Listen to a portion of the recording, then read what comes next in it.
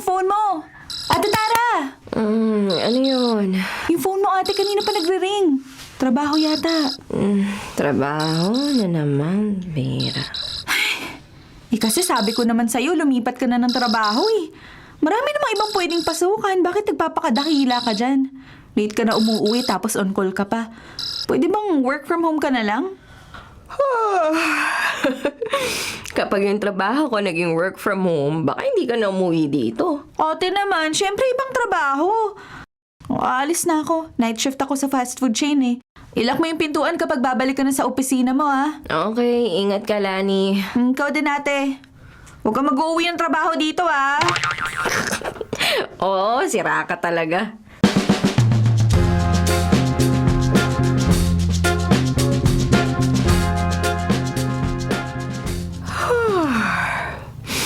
Daig ko pa may-ari ng kumpanya sa dalas kong ipatawag. Kailangan ko na talaga makakuha ng lisensya para mas maging regular naman ang oras ko. Hirap maging assistant lang. Pinapatawag ako kapag may kailangang gawin.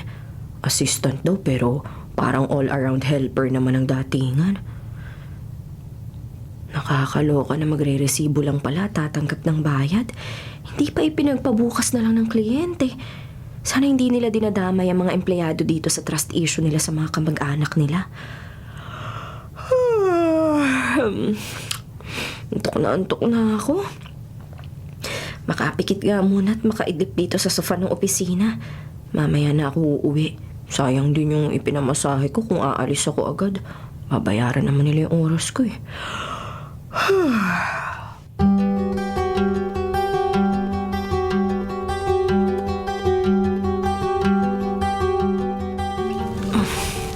Bakit ganito? Bakit parang ang init? Amoy usok pa. Ay, Diyos ko. May sunog. Nasusunog yung opisina. Kapal na ng usok. Kailangan makalabas ako rito.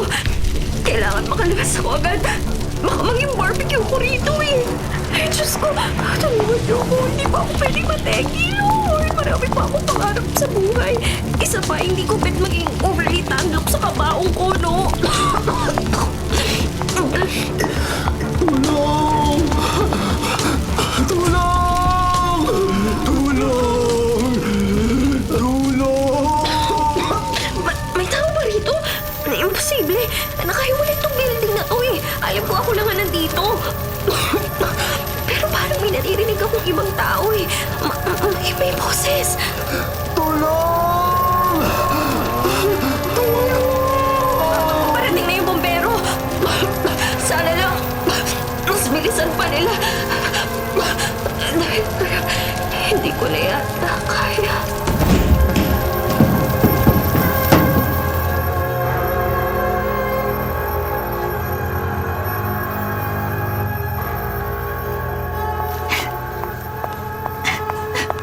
Sabi sa nurse station, dito raw sa dulong kama yung biktima ng sunog. Anong ibig sabihin nito? Bakit nakatakip ng kumot? Ate? Ate?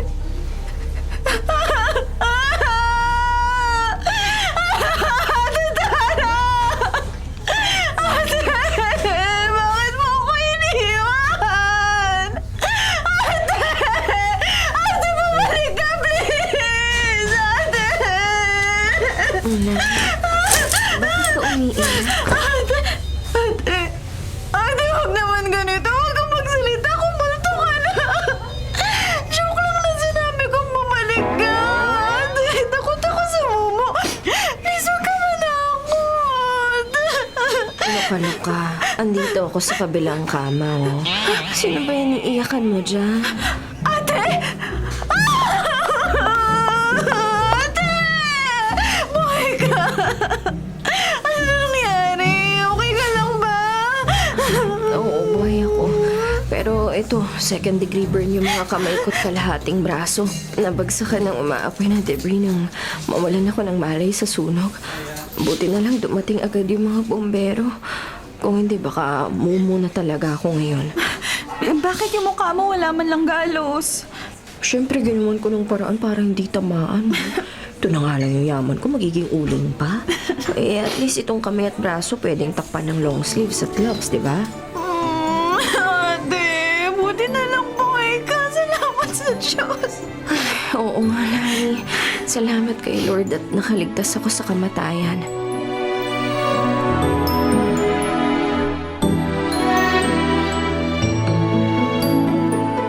Tara, kamusta ang pakiramdam mo? Sigurado ka bang okay ka na magtrabaho? Oo naman, Miss Lauren. 3 linggo na rin akong absent. Kailangan na po ulit kumayod. Magaling na rin naman ang mga kamay ko. Pwede na po ulit magtrabaho. Mabuti naman din at maayos na ang lagay mo. Dito muna tayo sa kabilang building dahil inaayos pa ang nasunog na gusali. Nahuli na po ba ang nanunog? Oo, ang dating tagalinis dito na pinatalsik sa trabaho dahil nahuling inuuwi yung mga bulaklak at iniiwang pagkain ng mga kliyente. Kaya naghahanap ako ng kapalit niya kahit temporary lang sana. Ay, Paano? Ikaw nang bahala dito sa kliyenteng nakasalang, ha? Last touch ka naman, hindi na masyadong mahirap para sa'yo. sige ho. Ako na pong bahala. Salamat po. Ay, okay, game. Fairness. Maganda skin ni client kahit matanda na. Pero parang kulang sa fillers dito sa kanang pisngi. Kailangan pantayin ko pa. Hoy! May nagsalita. Oo, andito ako sa likod mo. Salita ka? Pero, paano? Dahan-dahan naman sa paghawak sa mukha ko. Ang mahal ng bayad ko sa pagpapa-facelift at botox. At ano ba yung makeup set na gagamitin mo, ha? Ang cheap. Ang cheap-cheap naman. At ang pangit pa ng shades at color. Pang matanda yan, miss. Madaling mag-allergy ang balat ko. Gumamit ka ng hypoallergenic, saka vegan lang ang pwede sa akin. Imported na brands ang gamit ko. Hindi pwede yung mga ganyan. Ang cheap. Pipikit ako.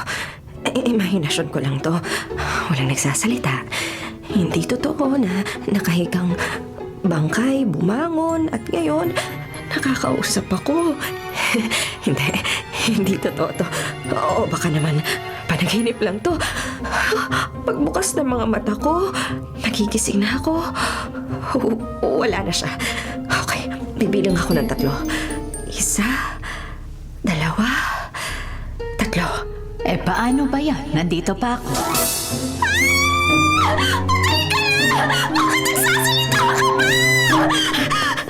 Basta, ayusin mo ang makeup ko. Gusto ko yung parang sun-kissed lang. Tapos ang outfit ko, ayoko ng puti o beige, ha? Gusto ko pula. Tandaan mo! Hindi! Patayin ka na! Hindi totoo to! Hindi! Kailangan makalusok ko rito! Hoy! Ang bilin ko! Huwag mo kalimutan! Gawing perfect ang appearance ko sa loob ng kabaong, okay? Miss! Miss! Ay, nakakaloka, nilayasan ako. Hindi pa naman ako makalabas dito.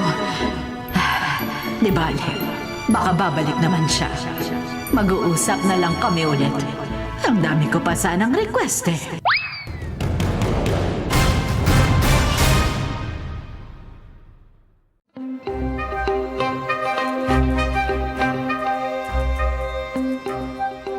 Tara?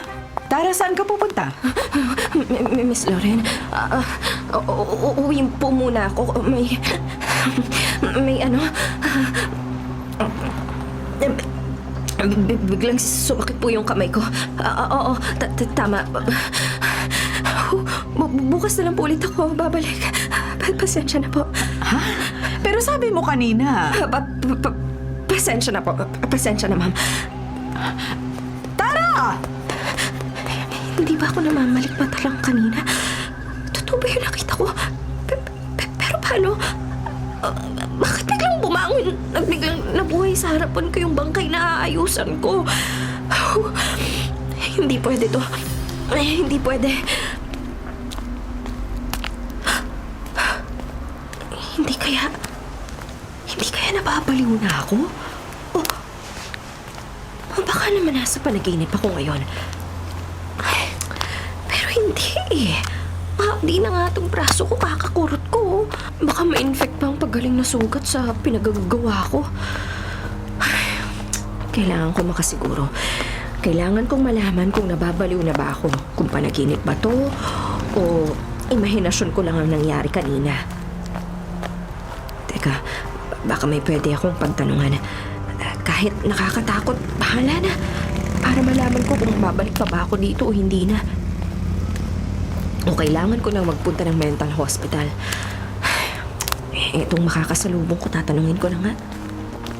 Miss, pwede pong magtanong? Ay, ayan, sakto mukhang staff ka rito. May itatanong din ako, saan ba yung Chapel 4? Chapel 4? Sa dulo ng first floor kaliwa. Miss, kayo ba yung nakaburol o makikipagburol? Ano? Mukha ba akong bangkay umulto sa'yo?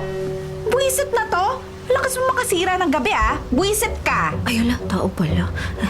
Puti kasi ng mukha eh. Tapos ang haba pa ng buhok. Nakaputing bestida pa. So anong ibig sabihin ng lahat ng to?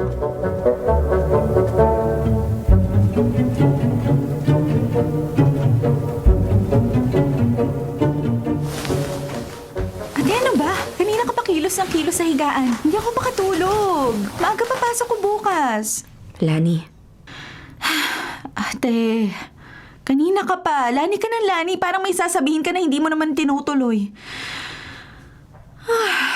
Sabi mo, hindi naman masakit yung balat mong nasunog. Sabi mo, okay ka naman. Bakit ba kasi umuwi ka na maaga tapos hindi ka naman nagsasabi kung anong nangyari? Natanggal ka ba sa trabaho? Aba, ipapadoli natin sila kung tinanggal ka. hindi. Umuwi lang ako ng kusa. May ano kasi. May ano? Ay, wag na nga. Sige na, matulog ka na. Matulog ka na rin, please. Parang awa mo na.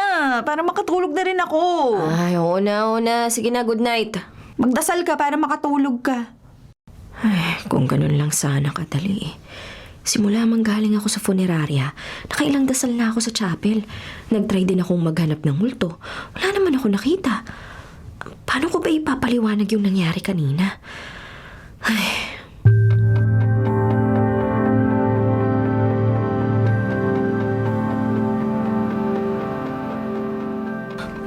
Nasa funeraria ako? Ay, wala. Nandito ako sa panaginip mo. Setting lang to ng panaginip mo para mukhang nasa funeraria tayo. Ano? Sa ngayon, nananaginip ka. Pero kung hindi mo gagawin ang bilin ko sa'yo, gabi-gabi talaga akong dadalaw at gagawin kong bangungot ang bawat pagtulog mo. Ikaw na naman? Ano bang nangyayari?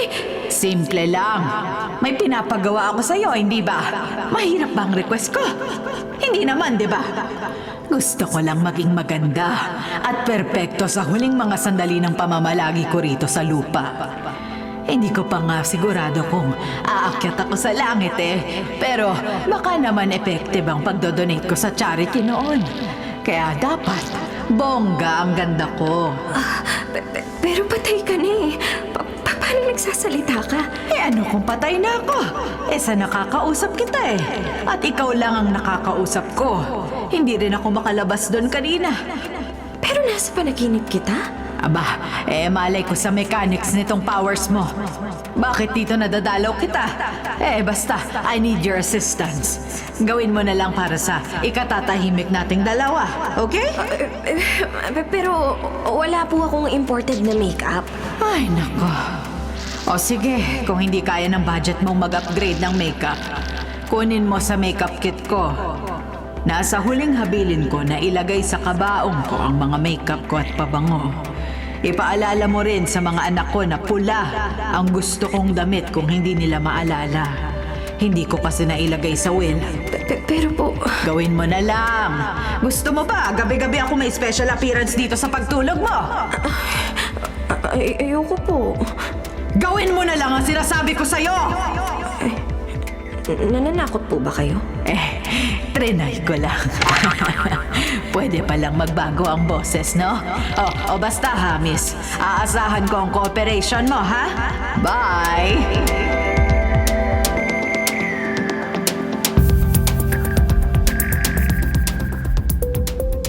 Tara, sabi ng embalsamador, ikaw rin daw ang nag-ayos kay Mrs. Estacio kagabi? Bumalik ka pala? Ay, Oo po, Miss Lauren. May habilin kasi si Mrs. Ang ibig ko pong sabihin, tinapos ko na lang din ang dapat na ginawa ko po kagabi. Pasensya na po kung natagalan na. Buti na lang at bumalik ka. Medyo short din tayo ng staff ngayon dahil umalis ang 2 assistant natin noong nagkasunog last month. Kaya natenga rin ang pag-aayos mo kay Mrs. Estacio nang umalis ka kagabi. Huwag po kayong mag-alala, Miss Lauren. Hindi na po ako tatakbo ulit. Ha? Ang ibig ko pong sabihin, gagawin ko po ng maayos ulit ang trabaho ko. Dahil wala naman akong choice, bukod sa kailangan ko ng pera, ito lang alam kong gawin. Wala akong choice kung hindi to pa rin ang request ng mga kliyente kagabi. Salamat, Tara, ha? Maiwan na kita. Ikaw nang bahala dito kay Mr. Lorenzo. Ay, kawawa naman. Ang bata pa, 21 years old lang, namatay dahil sa paggawa ng social media content. Nalason ng isdang may dangerous toxin. Nalason po pala. Sige po. Ay, influencer pala. Kaya pala parang familiar siya. Ito yata yung gumagawa ng mga challenges na parang Daredevil eh. Ano kayang isdang kinain ito? Bakit nalason? Fairness, gwapo si Koya. Kinis ang skin. Gwapo talaga ako.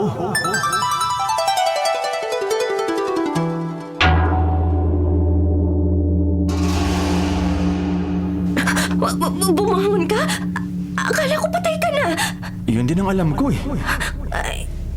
Ibig sabihin, kahit kadiri ka ng araw, makakausap ko pa rin ang mga bangkay? Ay, akala ko naman sa gabi lang. Uy, miss. Dahil nakakausap naman kita, baka pwedeng humingi ng favor. Last request. Ha? Paano mo nalaman na pwede kang mag-request? Feeling ko lang. So ano, payag ka? Ano bang gusto mo? May request ka ba sa pagkakaayos ng makeup mo? Patangusin ko pa ilong mo? Matangos na yan. Nakapagpa-bridge na ako ng ilong. Kaya huwag mo nang masyadong galawin. Medyo tabingilan ng konti pero okay na yan. Bagay naman sa akin eh. Damit ba? Anong brand? May prefer ka ba na kulay? Sabihin ko sa guardian mo. Nako, alam na nila ang gagawin. Sa dami ng damit kong bigay ng mga sponsor kong brand, imposibleng pangit pang ipasuot sa akin, no? Yun naman pala eh. Anong request mo? Mag-login ka sa social media account ko. I-edit at i-upload mo ang last content ko na nakasave sa cloud. Yung kuha ko bago ko nalason. Ano bang nakalason sa'yo? Naghanda ako at kumain ng fugu or puffer fish. Hindi pala tamang proseso ko. Galing-galingan lang. Ayun, nalason ng toxin ng isda. So ano, payag ka na? I-upload mo lang pag-edit ng video. Ano? Paano naman mangyayaring ma-upload pa yun? Patay ka na. Hindi ba magtataka mga followers mo? Siyempre, kunwari, scheduled upload. Isa pa, siguradong mag-viral agad kapag gumalaw ang account ko kahit patay na ako. Huling hirit ko to, para mag-viral ako ulit. Naalala ko dati muntikan ka na ring mategi eh. Dahil nahulog ka sa bangin habang may pictorial kang pauso. Buti na lang naka-harness ka raw. Yun na yata yung alam kong nag-viral. Kaya nga gusto ko mag-viral ulit ang content ko. Hindi ka pa ba magva-viral niyan? Tegi bambam ka na nga dahil sa pagpa-bida-bida mo? Bakit ka kasi kumain ng isdang may lason? Ano akala mo kapag nalason ka, makakatulog ka lang parang fairy tale, tapos may hahalik sa yung prinsesa, tapos magigising ka na bigla, gano'n? Ay, dahil mo namang sinasabi. Basta, gawin mo na lang ang request ko. Hindi ako marunong mag-edit. Akong bahala, tuturuan kita. So paano? Kuha ka na ng laptop or tablet. Bilisan mo, para maaga tayong matapos. Kaloka? Patay na nga, gusto pa mag-viral? Ang demanding pa.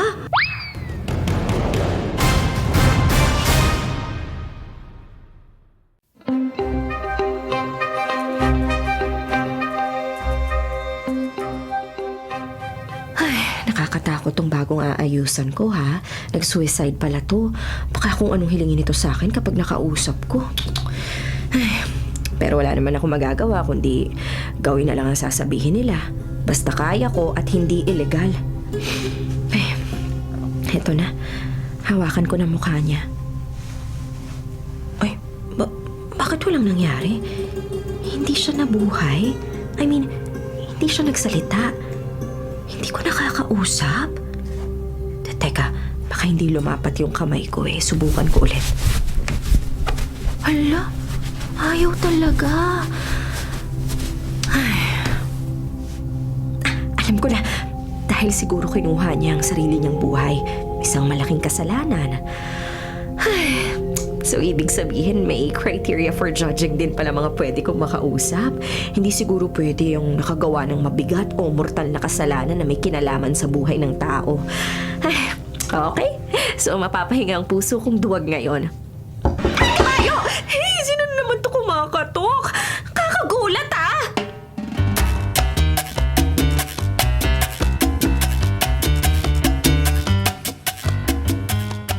Miss Tara, pinapadala ni Miss Lauren dito yung damit ng kliyente. Ay, sana nilagay mo na lang dun sa window shoot. Kasi bago ako dito, hindi ko alam na may lagayan pala. Akala ko ihatid ko dito sa loob. Oo, siya, sige, akin na. Sa susunod, huwag kang kakatok kapag nakabukas ang pulang ilaw sa may pintuan, ah. Oo, sige. Pasensya na. Okay. Ay, kinabahan ako ng bongga. Kala ko biglang nabuhay tong si ate girl na nagpakamatay at siya yung kumatok. Kaloka naman. Kung ano-ano tuloy naiisip ko. Makapagtrabaho na nga. Ngayon na lang ulit ako literal na natahimik habang nagtatrabaho. Ay, nakaka-refresh pala ng utak ang ganito. Walang nagsaside comment sa pagme-makeup ko. Walang nag-uutos na gawin ng mga bagay-bagay. At least, itong si ate girl, aayusan ko lang talaga at dadamitan. Hindi ko na kailangan kausapin. Ay, ngayong funeral assistant lang ako at taga-makeup. Ang gulo na. Paano pa kaya kapag naging lisensyadong embalsamador na ako at hindi pa rin nawawala tong espesyal na kakayahan ng mga kamay ko? Mabubuhay kaya yung mga bangkay habang nililinis ko ang mga katawan at naglalagay ng preservatives? For sure, mas maraming side comments ang maririnig ko. Ay, hanggang kailan ko ba mararanasan to? Parusa ba to o kapangyarihan?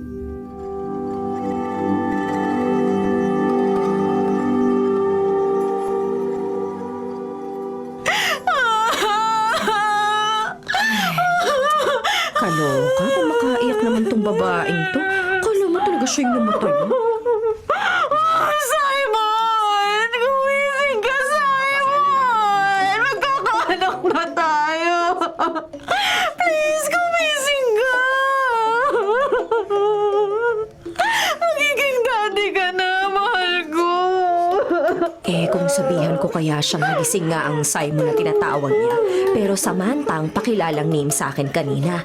Ayaw nitong i-acknowledge na magiging parent na siya. Hindi raw totoo. Kung showbiz balita lang to, naka-exclusive scoop na sana ako. Simon, please. Kailangan ka ng anak natin. Kailangan ka ng junior mo. Junior, ex-girlfriend lang naman siya. Sinubukan lang ni Simon kung kaya ng powers niyang magpaka-straight. Kaso, hindi daw kinaya ng pusong mamon niya. 1 month lang sila nitong si babae. Hindi nga sila nag-kiss. Paano mabubuntis? Simon! Ay, ano bang gagawin ko? Kailangan mahanap at makuha ko ang cellphone ni Samantha. Ni Simon. At kailangan mabura ko ang browsing history niya at hindi malaman ang pinakatatago niyang lihim. Kailangan rin malaman ng mga magulang ni Samantha, ni Simon, na hindi totoong sa kanyang ipinagbubuntis nitong babaeng nagpapapalaho ng iyak. Pipirahan lang nitong parents ni Simon eh. Ay, nakakaya yung mga ganitong babae, taksil na oportunista pa. Simon! Ako na lang sana at ang anak natin ang aksidente at hindi ikaw! Ay, naririndi na yung tenga ko sa babaeng to eh. Kung hindi naman siya tumawag at nakipag-away kay Simon tungkol sa fake na bata sa sinapupunan niya, ma-aksidente ba tong si Simon? Hindi siguro, no? Ay, kaloka. Bakit kasi nag-cellphone si Simon habang nagmamaneho? Ayan, nateki tuloy.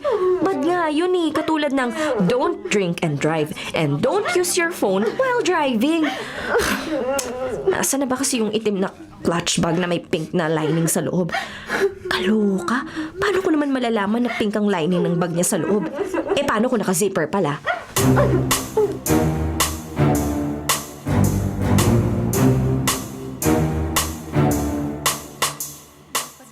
Ay, may papalapit. Ay, ang gwapo. Teka, Baka ito yung best friend / boyfriend ni Simon. Guwapo, matangkad na mukhang prinsipe. Well, akala ko nagloloko lang siya kanina at bias sa itsura ng jowa niya. Ay, totoo naman pala. Guwapo nga at ang lapad pa ng balikat. Ay, teka. Ayun, may dalang itim na clutch bag. Inilapag sa ibabaw ng kabaong. Baka ito na nga ang bag ni Simon. Kailangan makakuha ko ng tiyempo para magawa ko ang mission ko. Miss Tara, may pinapasabi po si Miss Loren. Ay, kabayo ka! Ha? Asan? Ay, ano ba? Kaloka ka ha? Nagulat naman ako sa'yo. Titig na titig kayo dun sa bagong dating eh. Di nyo napansin na nasa tabi nyo na ako. Anong sabi ni Miss Loren? May darating daw ulit na bagong client mamaya. Huwag daw muna kayong uuwi. Sige. Sakto, hindi pa rin talaga ako makakauwi dahil kailangan matsyempohan kung wala masyadong tao o tulog ang bantay ni Simon para magawa kong inuutos niya. Miss? Ay, tara na nga lang. Huwag mo na nga akong tawaging miss. Parang magka-age lang naman tayo eh. Magka-age? 21 lang ako. Eh ano naman? Mukha naman akong 20 kahit 24 na ako, no? Biyernang to, makaalis na nga. Umuwi ka na, tapos na shift mo, di ba? Ang pikon pala nun.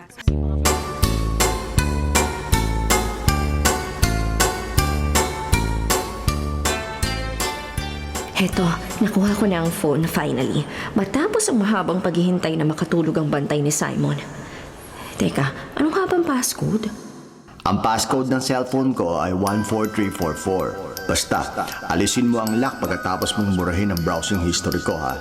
At i-empty ang mga photo sa gallery. 14344 ang passcode mo? Hindi ka naman masyadong in love, no? Gano'ng katagal na ba kayo ni best friend / boyfriend mo? Ay, 1 month pa nga lang kami. 2 buwan pa lang din akong nagpapakatotoo sa sarili ko tapos ganito. Isang iglap lang, dead na kaagad. Ayun na nga, dead ka na. Eh, bakit ba kasi kailangan ko pang burahin ang browsing history mo? Hindi naman na siguro nila bubuksan yung phone mo, di ba? Wala ka bang privacy? Lalo na, dead ka na nga. Hala, kailangan talaga ulit-ulit. Dead na nga ako. Ay, oo nga. Ay, sige, hindi na. Sorry naman. Basta ha, kailangan ma-unlock mo ang cellphone na yon para makita ng mama at papa ko ang huling pinag-usapan namin ng ex-girlfriend kong taksil at oportunista sa messages. Hindi niya pwedeng ipako sa akin ang batang dinadala niya. Ay, paano mo kasi nabuntis kung ayaw mo nga ng girls? Hindi ko nga nabuntis. Ewan ko kung kanino yung batang pinagbubuntis niya. Holding hands nga lang ang nagawa namin. Walang ibang naganap dahil hindi kaya ng puso ko. Naisip ko pa lang, nasusuka na ako. Ay, pero hindi ba mas okay na malaman ng parents mo ang totoo mong gender preference? Para saan pa? I mean, hindi ko naman ikinahiya kung ano ako, pero alam mo naman ang ibang tao, papanghusga. Hindi siguro ako i-judge ng parents ko dahil mahal nila ako, pero ang mga tao sa paligid nila, hindi ko kontrolado ang magiging reaksyon. Ayokong maapektuhan si mama at papa. Okay na rin to. Literal na isasama ko sa hukoy ang pinakatatago-tago kong sikreto. Sige, huwag kang mag-alala. Gagawin ko ang lahat para makuha ko ang phone mo at magawa ang Mission Impossible na to. Bongga. Salamat. Maraming salamat. 14344. Ayan! Na-unlock na. Now, pura-pura na tayo. Teka, paano nga yung turo ni Simon? Dapat maalis ko raw ang passcode, mabura ang browsing history, at mabura ang laman ng photo gallery. Kaloka. Ang hirap naman kasi gamitin ito. Hindi ako sanay sa mamahaling cellphone. Pangmayaman masyado. Tara, ano ginagawa mo? Bakit mo hawak yung bag at phone na yan? Hindi ba sa nakaburol yan dun sa Chapel 5? Nakita ko kanina yan nang magatid ako ng bulaklak. Uy, Tara! Ay, kabayo ka! Shh, huwag kang maingay. Baka biglang may makakita sa ginagawa mo. Derek?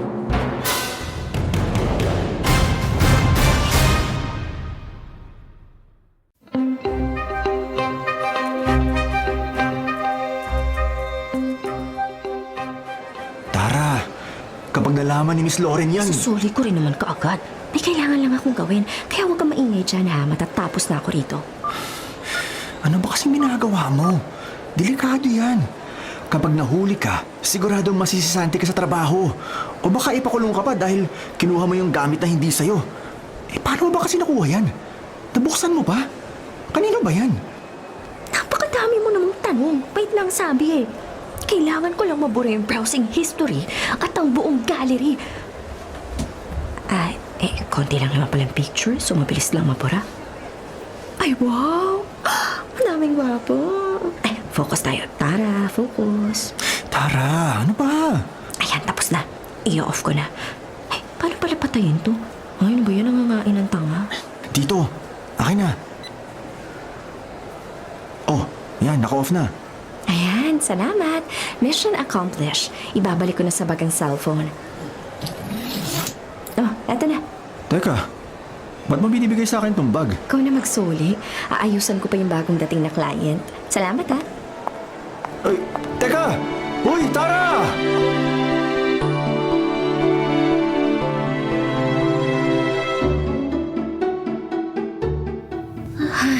Grabe.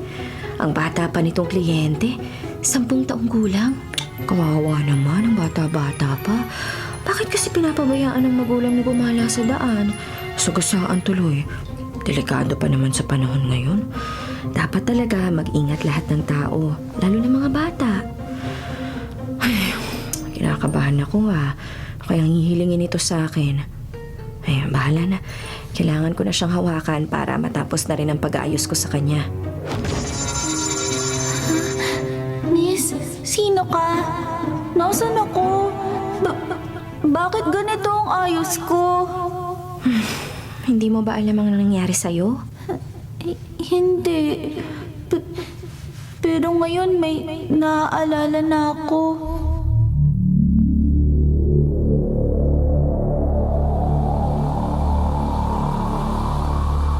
Kailangan mahanap ko na si Kuya Emil. 3 buwan na siyang hindi umuwi simula nang magtalo sila ni Papa. Ay, sana kasi hindi na lang sila nag-away. Alam ko pinagsisisihan na ni Papa yung pagsigaw niya at pagsuntok kay Kuya at gusto na niya mag-sorry. Ay, kaso di na bumalik si Kuya. Dito raw sa lugar na to huling nakita si Kuya nung housemaid namin. Babalik pa kaya siya rito? Ay. Nag-taxi lang ako papunta dito sa may Quiapo. Paano kaya ako uuwi kung hindi ko siya makita? Ubus na yung perang dala ko eh. Mahal naman pala kasi sumakay ng taxi. Timbale, susubukan kong tawagan si Kuya. Baka sakaling sumagot na siya. Para sabay na kaming uuwi.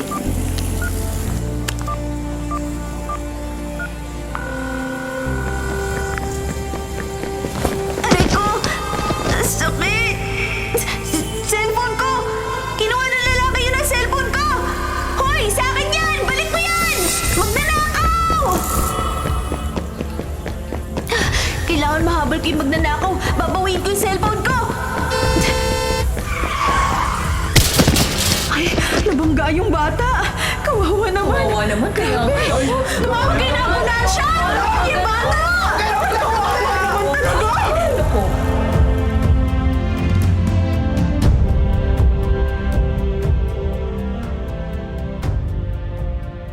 Ay, kaya ka pala na aksidente dahil hinahanap mo ang kapatid mo? Opo. Pero paano na yan ngayon? Paano ko pa mahanap si Kuya Emil? Gusto ko lang naman sana mabuhay yung pamilya namin. At huwag na mag-away ang papa ko at si Kuya. Sana nagawa ko muna yung kailangan kong gawin bago ako nawala sa mundo. David, tahan na. May ideya ko. Ano po yun? Bilang huling regalo ko sa'yo, tutulungan kitang hanapin ang kapatid mo. Okay ba sa'yo yun? Hahanapin niyo si Kuya? Ay, baka rin, Tara girl. Ikaw pa nagpresenta ngayon, kaloka. Ate? Ha? Oo. Hanapin natin ang Kuya Emil mo para sa'yo. Pero kailangan mo kong tulungan. Kailangan ko ng impormasyon tungkol sa kanya. Naku, maraming salamat po, ate! Salamat! Ay, teka, wag! Huwag ka na lumakap. Okay na, okay na. Okay na yung thank you lang.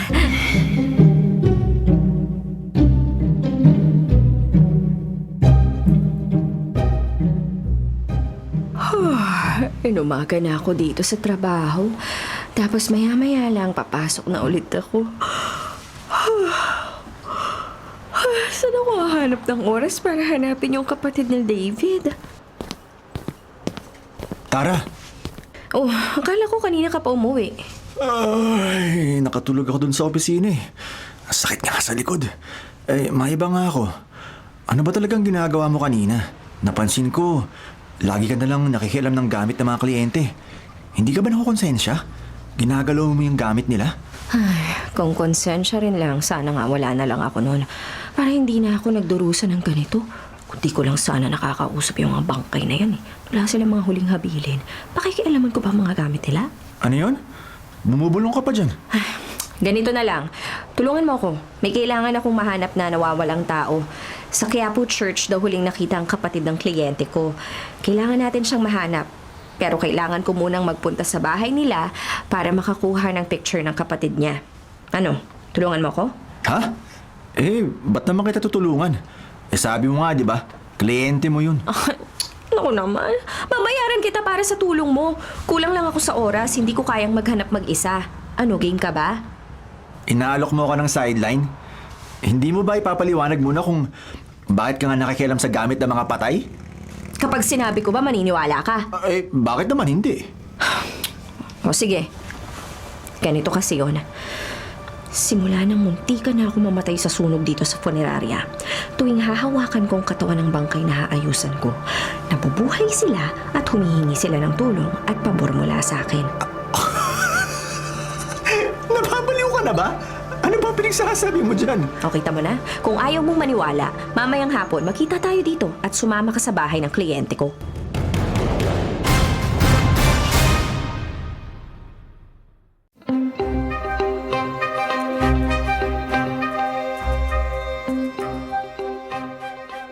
Hoy, kanina ka pa tulala dyan.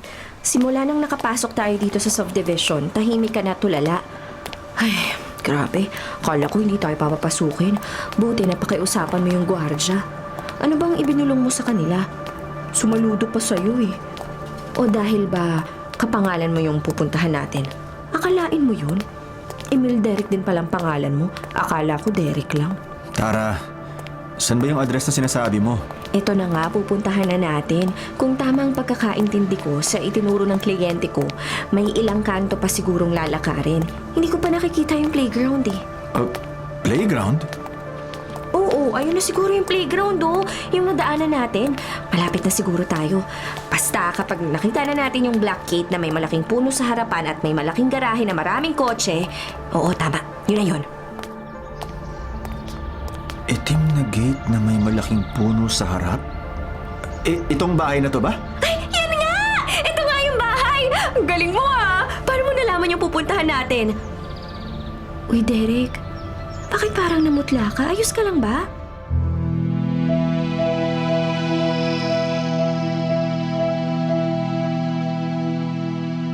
Tara, ano nga ulit yung pangalan ng kliyente mo?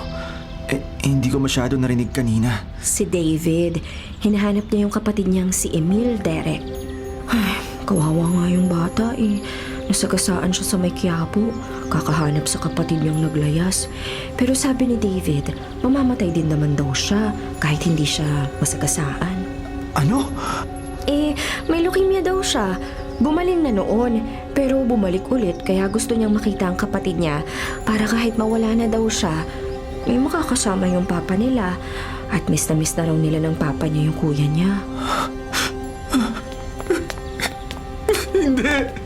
Hoy, ano nangyayari sa'yo? Hindi! Hindi! Hindi ako naniniwala sa'yo!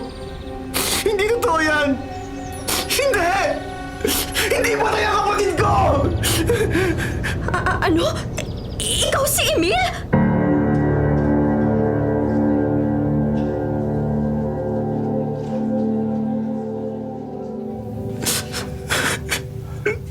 David, andito na si Kuya Emil.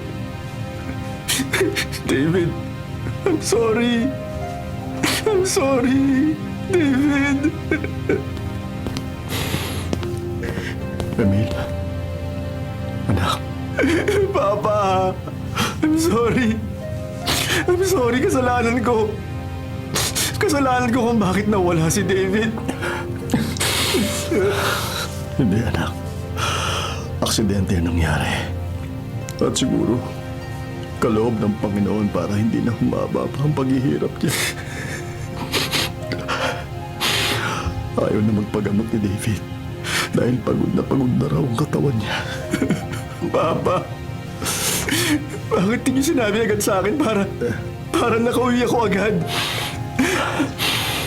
1 linggo pa lang namin nalamang nag-relapse ang sakit niya. Hinahanap kita pero naghanap din pala siya. I'm sorry, Emil. Sorry. Dahil sa hindi natin pagkakaunawaan, nauwi sa ganito lahat. Papa, patawarin mo rin po ako. Naging matigas ang puso ko. David, bunso, I'm sorry. Hindi na ulit aalis si Kuya. Dito lang ako. Susundin ko ang bilin mo. Hindi na ulit ako makikipagmatigasan kay Papa. Uuwi na ako sa bahay.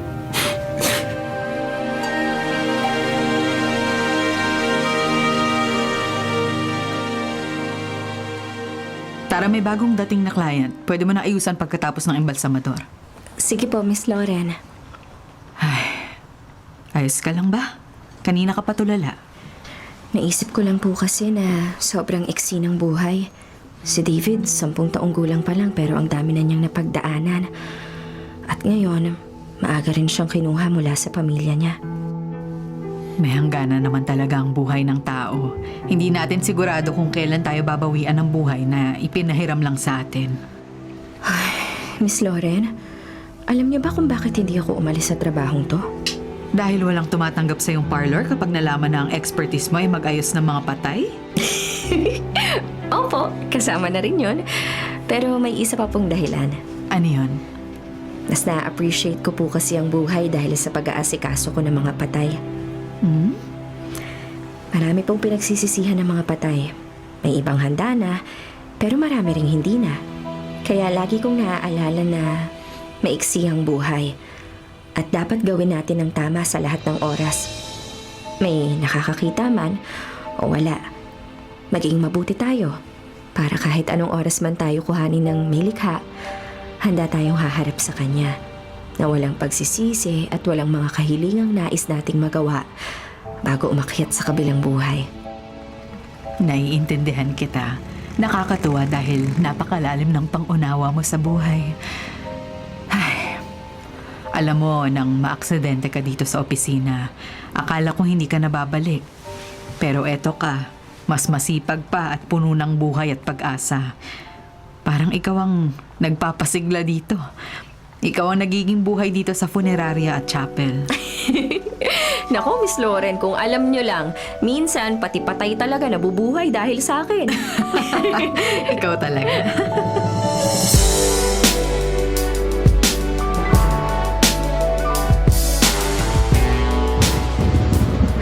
Isang taon nang lumipas simula ang aksidenteng nagbigay sa akin ng kakayahang makausap ang mga patay. Ilang buhay na nga bang nagawan ko ng kahilingan? Di ko na mabilang. Eto na naman, may mga bagong kliyente. Kaloka? 2 agad ang nandito dahil sa karambola ng mga sasakyan kahapon. Maraming nasawi. Ngayon, punong-puno tong punerarya. Overtime na naman ako nito.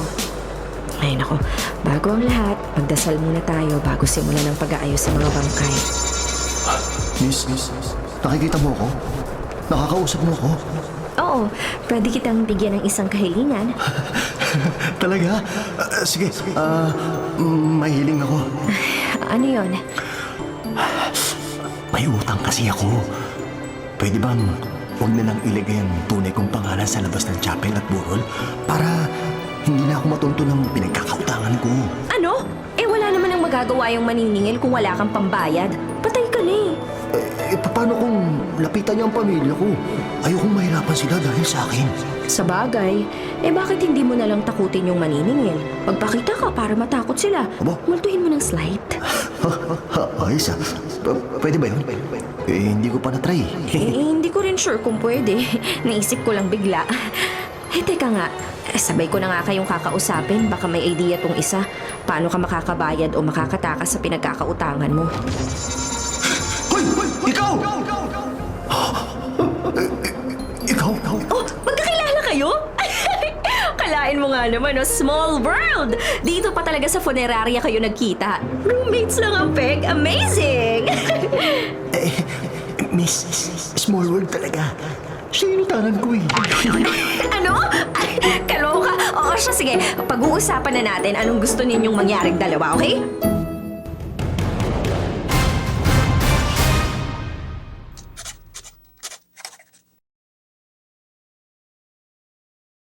Mga kapatid, kung ayaw nyo pong mabulok, patuloy pong tumutok sa 105.9 True FM para sa totoong balita, impormasyon, music, at entertainment. Mag-subscribe po sa aming YouTube channel, pati na rin sa podcast namin. Sundan kami sa Facebook, sa Instagram, X, at TikTok sa @True Network PH. Bisitahin ang aming website, bagong-bago, sariwang-sariwa, truefm.ph. Kami ang 105.9 True FM, laging true sa'yo, kapatid. Tayo sa totoo, tunay at tapat.